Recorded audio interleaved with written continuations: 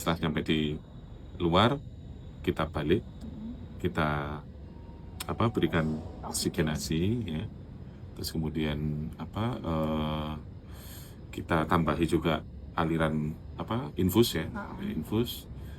Terus kita tambahin obat-obatan nyeri begitu sampai akhirnya setelah kondisi stabil, dapat baru kita mobilisasi ke rumah sakit.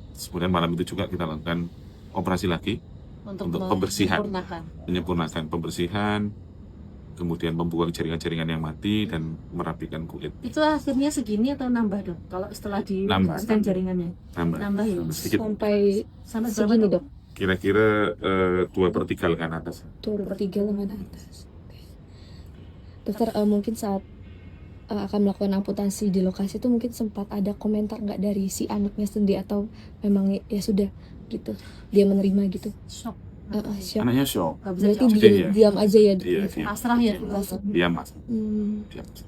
Terus Dok, kondisinya saat ini Dok mungkin boleh disampaikan juga? Baik, hari ini baik. Bahkan hari ini rencana pulang. Hari ini ada pulang. Itu nanti bisa juga ada tangan palsu nggak, Dok, untuk? Bisa ya, tapi tanpa ada fungsi, hanya estetika aja ya? Iya. Atau bisa berfungsi? Ya mungkin fungsi minimal. Fungsi minimal. Kondisi mentalnya sendiri Dok mungkin seperti apa? Dibanding Apakah mulai? Haikal? Iya. Selamat lebih baik. Selamat baik. Karena mungkin dari faktor usia, ya, dia kelihatannya lebih dewasa. Dan saya salut memang dengan Nur Rahmat ini, dia kuat, ya. Mentalnya kuat, terus kuat. Ya mungkin pastinya ada rasa sedih, saya pasti ada lah, ya.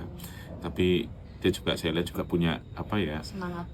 sisi religius yang kuat sehingga dia lebih bisa menerima kondisi itu. Saya salut terus. Ya. Kalau orang tuanya sendiri Dok, kan kalau orang tuanya sendiri kan itu di lokasi kan tidak bisa ditemukan, belum dikomunikasikan kan. Nah, setelah mengetahui ternyata anaknya diamputasi, mungkin seperti apa Dok itu? Ya, jadi memang pada saat datang pertama kali setelah korban ini kita bisa evakuasi di rumah sakit, akhirnya kan dari situ bisa dicari identitas, nah akhirnya ketemu orang tuanya. Awalnya orang tuanya shock, pastinya shock dan cenderung tidak bisa menerima kenapa kok anak dilakukan yang seperti ini.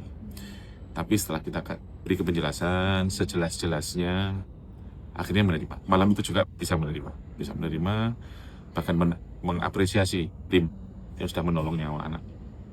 Sampai hari ini pun semakin baik, saya semakin akrab dengan keluarga.